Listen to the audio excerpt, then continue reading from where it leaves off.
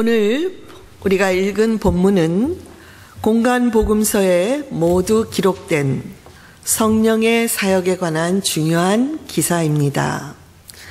마가는 예수의 기적과 귀신을 쫓아내신 사역을 통해서 많은 사람들이 예수에게 점점 더 많이 몰려들었다 하는 것을 말씀하는 동시에 또한 한편에서는 그 종교적인 지도자들, 바리새인과 서기관들과의 갈등은 상대적으로 더 커져가게 되었다 하는 것을 기록하고 있습니다. 이런 상황 속에서 과연 예수님의 가족들은 어떻게 했을까요?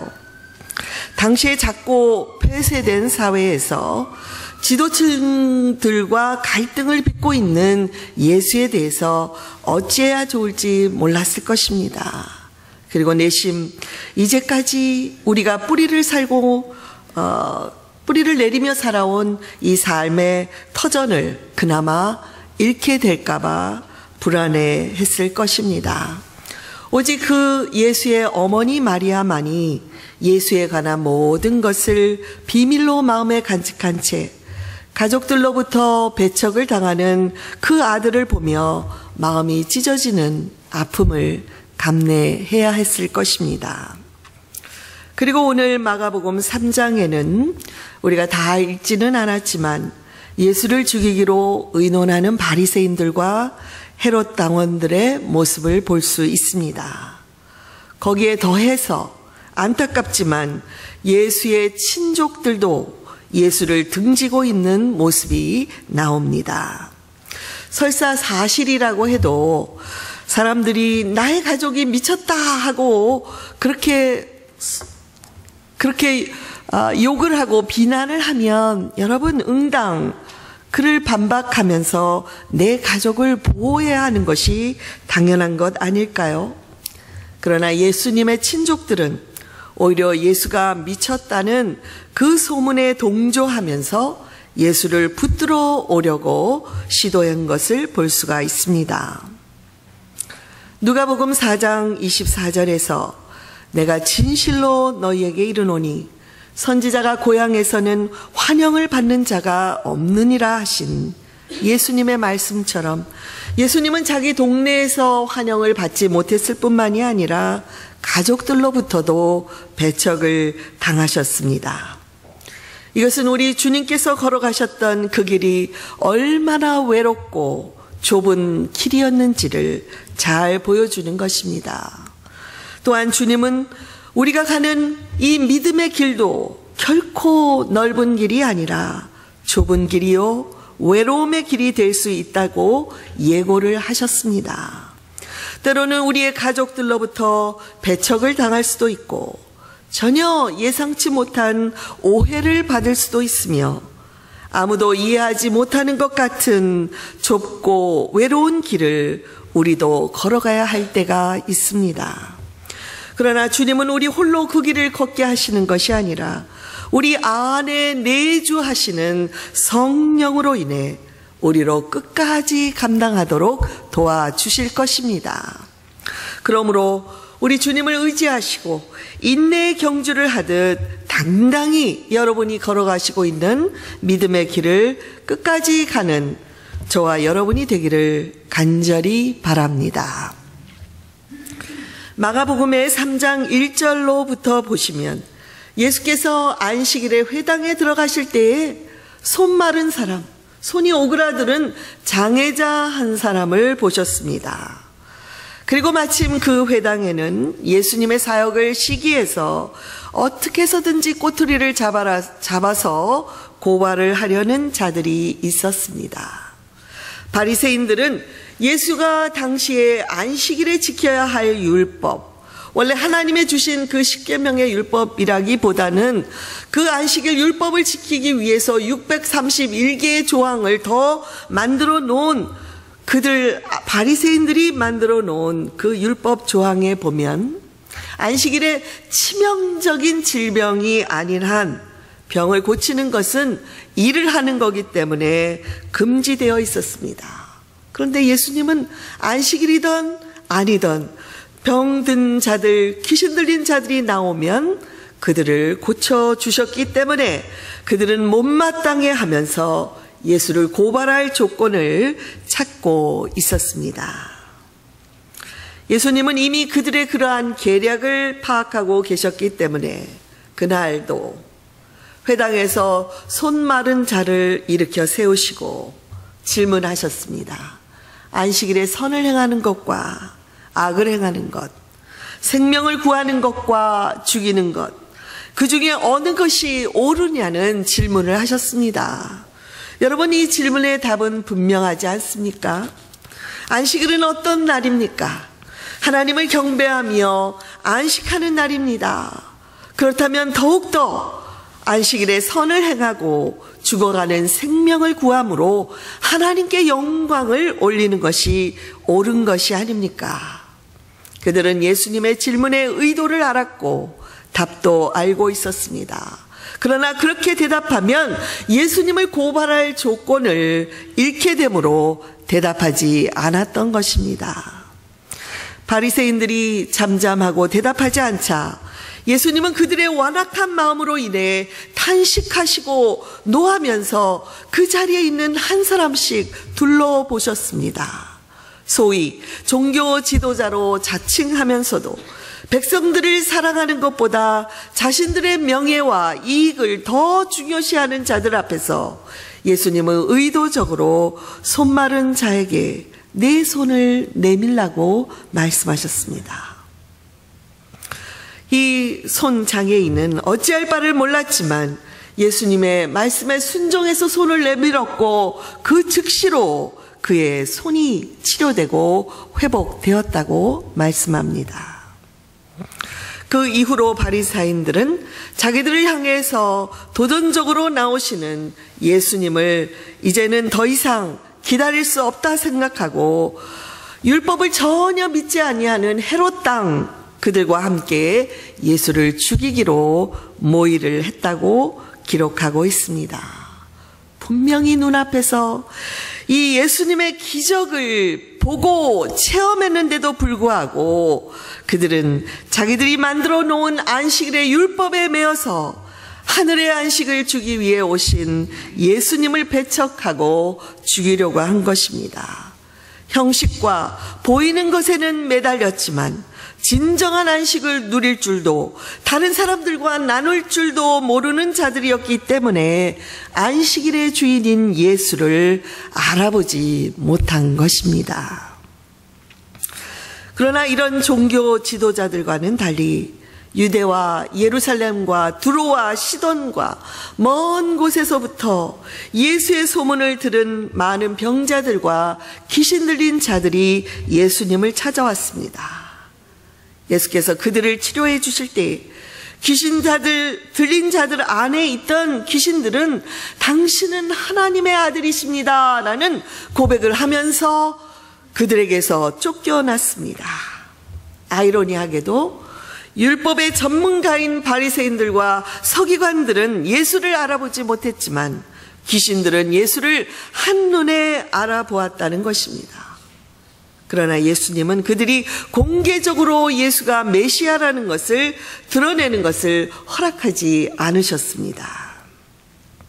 오늘 본문을 보면 예루살렘에서 온 서기관들이 예수가 귀신의 왕 바알세불을 힘입어 귀신을 쫓아낸다고 하면서 예수의 사역을 귀신의 사역으로 비하하는 소문을 퍼뜨렸습니다. 그러자 예수께서 그들을 불러다가 사탄이 어떻게 사탄을 쫓아낼 수가 있느냐고 하시며 그들에게 말씀하시기를 나라가 스스로 분쟁하면 그 나라는 망할 수가 없지 않느냐. 만약 사탄이 사탄을 쫓아내면 그 사탄의 나라는 망할 것이 뻔한데 너희는 왜 그렇게도 어리석은 말을 하느냐고 책망하셨습니다. 어떤 집을 강탈하려면 먼저 그 집에 있는 자보다 더 강한 자가 그 집에 있는 자를 결박해야 하는 것처럼 예수님은 귀신의 영을 결박할 수 있는 더 강한 하나님의 권세가 있기 때문에 귀신들이 예수 앞에서 쫓겨난 것이라고 말씀하셨습니다. 할렐루야! 이것이 얼마나 기쁜 소식입니까? 그리고 결론적으로 말씀하시기를 사람의 모든 죄는 사함을 얻지만 성령을 모독하는 죄, 다른 말로 성령을 회방하는 자는 영원히 사하심을 얻지 못한다고 말씀하셨습니다. 진리를 알지도 못하고 진리에 관심도 없으면서 권력을 지키기 위해서 예수님의 사역을 모독하는 서기관들에게 성령을 모독하는 죄는 영원히 용서받지 못할 것이라는 엄중한 경고를 하신 것입니다. 성령을 모독하는 죄, 성령을 회방하는 죄란 성령의 활동이 분명한데도 고의적으로 그것을 부정하고 비난하는 것을 말합니다. 정말 알지 못해서 혹은 믿음이 약해서 몰랐다면 당연히 용서를 받습니다. 그러나 서기관들은 오직 이것은 하나님의 능력으로밖에는 이루어질 수 없는 것이라는 것을 알고도 그런 예수님의 사역을 보고서도 귀신의 사역으로 전락시키고 의도적으로 성령의 활동을 막으려고 한 것입니다. 이렇게 예수께서 서기관들을 향해서 책망하시며 예수님의 제자들에게 바로 분별해야 된다라는 가르침을 주고 있을 때에 사람들이 예수의 어머니와 그리고 예수의 형제들이 밖에 찾아왔다라고 전해 주었습니다. 아마도 예수의 어머니와 형제들이 예수를 귀신 들렸다고 붙들어 와야 한다고 생각한 친족들 사이에서 중재하기 위해서 찾아왔을 것입니다. 그러나 예수께서는 누가 내 어머니며 누가 내 동생들이냐 라고 질문을 하시고 그 자리에 둘러앉아 있는 자들을 보시고 보라 내 어머니요 내 동생들이라. 누구든지 하나님의 뜻대로 하는 자가 바로 내 형제요 자매요 어머니라고 말씀해 주셨습니다. 저는 오늘 본문을 통해서 누가 진정으로 예수님의 가족인가에 대해서 살펴보려고 합니다. 우리는 매주일 교회에 나오고 이렇게 예배의 자리에 나오고 있습니다. 그렇다고 예수께서 너는 내 가족이야 그렇게 인정해 주실까요? 아닐까요? 이제 말씀을 통해서 여러분 스스로가 살펴보게 되기를 바랍니다. 첫째로 예수님의 가족이란 육신적인 혈통의 가족이 아니라 영적인 가족을 말합니다. 이제까지 제자들은 혈통의 가족들만 가족인 줄 알았습니다. 그런데 제자들에게 영적인 가족에 대한 새로운 개념을 예수께서 가르쳐주고 있습니다. 영적인 가족이란 단순히 교회에 나오는 자들을 말하는 것이 아닙니다. 이들은 예수님을 믿고 영접한 자들입니다. 예수님을 믿는 자들은 누구입니까? 과거의 죄, 그리고 현재의 죄뿐만이 아니라 미래의 모든 죄까지도 주님 안에서 모두 용서를 받은 자들입니다. 그리고 그들이 죄를 회개할 때에 성령을 선물로 받았습니다. 그래서 그들 안에 있는 성령께서 우리가 하나님의 자녀가 되었음을 알게 하시고 그리고 우리로 세상과 구별된 삶을 살아가도록 도와주십니다. 또한 할 수 있다면 택한 자들까지도 넘어뜨리려는 사탄의 세력으로부터 보호해 주시며 끝까지 우리로 이 믿음의 길을 가도록 도와주십니다. 여러분, 성령께서 여러분과 함께하고 계십니까? 네. 아멘. 그러면 여러분은 예수님의 가족이 되셨습니까? 아멘. 영적으로 과거로부터 미래에 이르기까지 예수님을 영접한 모든 자들은 예수님의 가족이며 우주적 교회의 일원이 되었으며 예수님의 영적인 족보에 그 이름이 올라 있다는 것을 믿으시기 바랍니다. 아멘. 어제 우리 교우님 중에 한 교우님의 자녀가 교회에서 결혼식을 올렸습니다. 많은 분들이 오셔서 축하해 주셨고 더욱이 요즘 젊은이들이 교회에서 결혼식을 올리는 것을 피한다고 하는데 신랑 신부는 물론 가족들을 그리고 참석한 모든 분들이 기뻐하는 모습을 보면서 제 마음도 뿌듯했습니다. 특히 여기저기서 우리 교우님들이 열심히 돕는 모습을 보면서 가족이구나 그런 생각을 했습니다. 그런데 여러분, 이미 며칠 전부터 교인들은 보이지 않게 저마다 교회 마당을 밟으며 어떤 분은 꽃을 심고 어떤 분은 화단을 정리하고 어떤 분은 손님 맞을 준비를 하기 위해서 열심히 교회 마당을 밟았다는 것을 아십니까? 제가 힘들지 않으세요? 라고 물으면 그래도 결혼식인데 깨끗하게 손님을 맞아야지요. 이렇게 말씀하시며 오랜 동안 교회 마당을 떠나지 않은 분들이 계셨습니다. 여러분, 이런 마음, 누구의 부탁이 없어도 가족을 위하는 마음으로 말없이 자기가 해야 할 일을 찾아서 보이는 곳에 가서 그 일을 하는 마음, 이것이 진정한 공동체에 속한 가족들의 마음이라고 생각하지 않습니까? 여러분, 이것이 바로 가족된 자들의 마음이요 모습인 줄 믿습니다. 둘째로, 예수님의 가족이란 성령께서 내주하시는 자들을 말합니다. 제가 계속해서 이 성령 강림 주일에 성령의 내주함에 대해서 강조하고 있습니다. 우리가 예수님을 영접할 때 우리 안에 성령님이 오셔서 내주하시고 그리고 각 사람에게 다양한 기프트, 은사를 주심으로 교회를 섬기게 하십니다. 어떤 사람이 교회를 정말 기쁘게 섬기는 모습을 보면 여러분, 우리는 알지요. 무엇 때문에? 성령께서, 그 당사자는 알지 못한다 할지라도 성령께서 이미 그 사람의 마음에 교회를 섬기고자 하는 그런 은사를 주셨기 때문에 그렇게 섬길 수가 있는 것입니다. 아멘.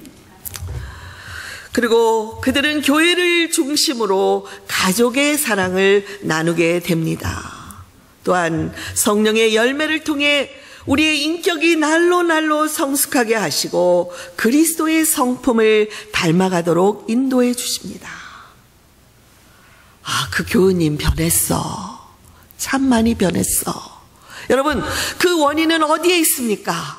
성령께서 그분 안에서, 그분의 인격에서 열매를 맺고 계시기 때문에 이러한 증언을 들을 수가 있는 것 아닙니까? 그러면 둘러보시기 바랍니다. 많은 사람이 여기 있지 않다 할지만 이 자리에 있는 성령 안에서 예수님의 가족이 된 자들을 둘러보십시오. 저는 이야기할 수 있습니다. 제가 누구누구라 다 말씀을 드릴 수 없지만 많이 변했어. 그리스도의 사랑으로 저렇게 하는 거야. 그렇게 할 수 있는 분들이 이 자리에 많이 계심을 저는 감사합니다. 성령께서 하셨기 때문인 줄 믿습니다.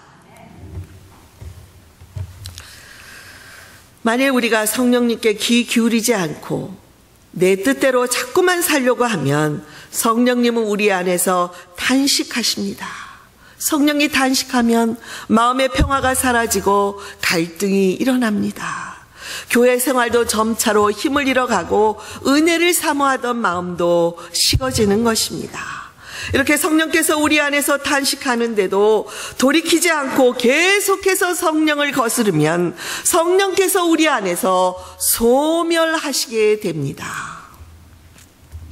그러나 성령의 소멸과 오늘 본문에서 말씀하는 성령의 모독하는 죄와는 전혀 다르다는 것을 여러분 분별하시기를 바랍니다.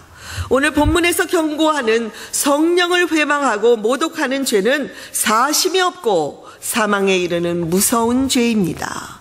이 죄는 구원받은 성도들이 짓는 죄라기보다는 처음부터 성도가 아닌 자들이, 다만 겉모습만 성도처럼 보이는 사람들이 성령의 역사를 고의적으로 부인하는 것을 말합니다. 그러므로 우리가 주의할 것은 일상에서 범하는 크고 작은 죄들을 성령 회방죄라고 쉽게 정죄해서는 안 된다는 것입니다.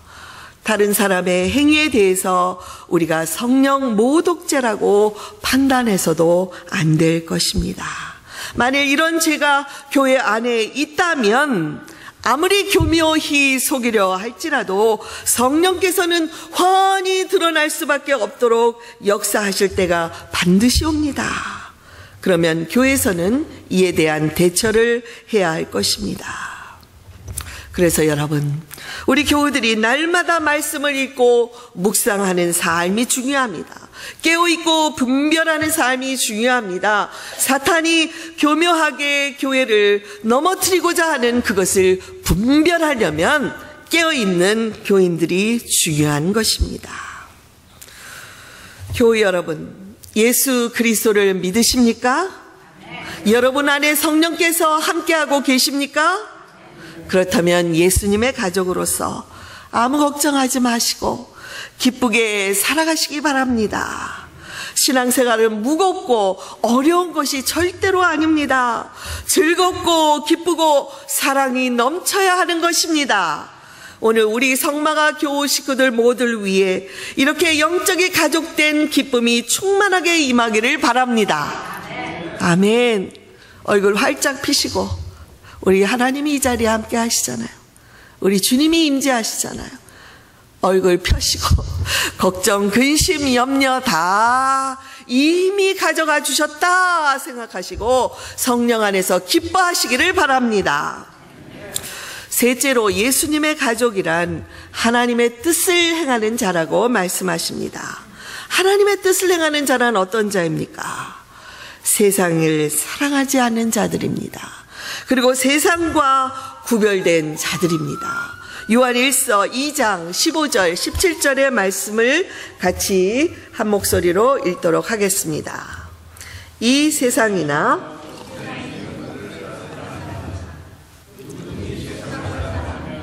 아버지의 사랑이 그 안에 있지 아니하니 이는 세상에 있는 것이 육신의 정욕과 안목의 정욕과 이생의 자랑이니 다 아버지께로부터 온 것이 아니요 세상으로부터 온 것이라. 이 세상도 그 정욕도 지나가되 오직 하나님의 뜻을 행하는 자는 영원히 거하느니라. 여러분, 이 세상도 그 정욕도 지나가되 오직 하나님의 뜻을 행하는 자는 영원히 거하는 줄 믿습니다. 하나님의 말씀입니다. 하나님의 약속입니다. 우리에게 주신 하나님의 영원한 언약입니다. 세상에 속한 것들을 왜 사랑하면 안 된다고요? 세상을 사랑하면 하나님을 사랑할 수 없기 때문입니다. 예수님을 믿는다는 것은 믿어도 좋고 안 믿어도 괜찮다는 것이 아닙니다. 믿으면 살고 안 믿으면 죽는다는 것입니다. 믿으면 영생을 얻지만 안 믿으면 멸망한다는 것입니다. 다른 길은 없고 오직 한 가지 선택만 있을 뿐입니다. 하나님을 사랑하든지 세상을 사랑하든지 둘 중에 하나밖에 없습니다. 다른 선택은 없다고 성경이 분명히 선포하고 있습니다. 야고보서 4장 4절에서도 여러분이 세상과 벗된 것이 하나님과 원수된 줄을 알지 못합니까? 라고 경고하고 있습니다. 어느 날 예수께서 수제자였던 베드로가 예수님이 십자가에 죽으실 것을 예고하자 절대로 예수님 안 됩니다. 죽으시면 안 됩니다. 우리를 남겨두시고 죽으시면 안 됩니다. 저희는 예수님을 사랑합니다. 예수님이 죽으시도록 저희들이 가만히 있지 않을 것입니다. 예수님 절대 죽으실 수 없습니다. 간청하며 예수를 말렸습니다. 그러자 예수님은 그를 그토록 사랑하심에도 불구하고 사탄아 물러가라. 내가 십자가에서 죽는 것이 하나님의 뜻을 행하는 것인 줄 알지 못하느냐고 말씀하시며 그를 책망하셨습니다. 이처럼 예수님에게 있어서는 하나님의 뜻보다 더 중요한 것이 없었다는 것을 여러분 기억하시고, 우리들도 하나님의 뜻을 행함으로 예수님의 가족으로서의 삶을 살아가게 되기를 간절히 바랍니다. 마지막으로 예수님의 가족이란 말씀 공동체 안에서 살아가는 자들입니다. 본문 31절에서 사람들이 예수께 와서 예수의 어머니와 동생들이 밖에 와서 예수를 만나려고 찾고 있습니다. 예수님, 그들 가족이 왔으니 가족을 만나야 되지 않겠습니까? 이렇게 말씀을 전하자 예수께서 그 가족들에게 나아가신 것이 아닙니다. 왠 줄 아십니까? 왜 이렇게 매몰차도록 가족들에게 나아가지 않으시고 바로 내 주변에 앉아 말씀을 듣고 있는 너희들이 내 형제요, 자매요, 어머니라 말씀하셨는 줄 아닙니까? 바로 말씀 공동체 안에 들어와 있는 자들이 진정한 예수님의 가족이었기 때문입니다. 예수의 어머니와 형제들은 현재까지는 말씀 공동체 안에 들어와 있지 않고 밖에서 예수님을 부르고 있었다는 것을 오늘 말씀 속에서 주목해 보셔야 합니다. 그들도 예수님이 죽은 후에는 예수를 믿고 초대교회의 지도자가 다 되었습니다. 그러나 아직까지는 이 말씀의 공동체 안에 들어와 있지 못했다는 것을 여러분 기억하시기 바랍니다. 예수님은 이처럼 말씀 공동체 안에 있는 자들을 누구보다도 우선시했고 그들 위주로 사역을 하셨고 예수님의 가족으로 인정해 주셨습니다. 사랑하는 교우 여러분, 아무리 중요한 일이 있더라도 우리는 이 말씀 공동체 안에서 벗어나지 않아야 될 줄로 믿습니다. 말씀 공동체의 핵심은 바로 예배의 자리입니다. 우리 자녀들에게도 예배의 중요성을 가르쳐야 하고 부득이한 경우를 제어하고는 우리가 하나님께 예배 드리는 것을 절대로 소홀히 하지 않기를 바랍니다. 여행을 가더라도 그 지역의 교회에 나가서 예배를 드리시고, 그것이 어려운 상황이라면 있는 곳에서 가족과 함께 하나님께 예배를 드려야 할 줄로 믿습니다. 우리 정기남 권사님, 저희와 이렇게 예배 함께 하고 계시는데 한국에서 짧게 2달 이곳에 정말 일을 하시기에 오신 분입니다. 그런데도 불구하고 도착한 그 다음 날로 교회에 나왔습니다. 일하는 그 분들에게 나는 무슨 일이 있어도 예배를 드려야 한다 철저히 했기 때문에 그분들은 교회에 나가지 않을지라도 이 교회에 나가겠다고 하는 분을 모셔다 드리고 모셔가고 있습니다. 이렇게 확실한 예배에 대한 자세가 중요하시고 하나님은 이러한 예배를 드리는 자들을 기뻐하십니다. 구약에서 믿음의 사람들이 하나님께 단을 쌓았다는 말씀이 계속 나오는데 그것은 예배를 드렸다는 것을 말합니다. 주일에 이렇게 모여서 드리는 공동체의 예배 뿐만이 아니라 가정에서 드리는 예배, 그리고 어느 곳에든지 하나님의 가족들은 예배의 자리에 나가 예배 드리는 삶을 살게 되기를 바랍니다. 사랑하는 교우 여러분, 오늘 말씀을 들으며 나도 예수님의 가족이구나 이런 확신을 가지셨습니까?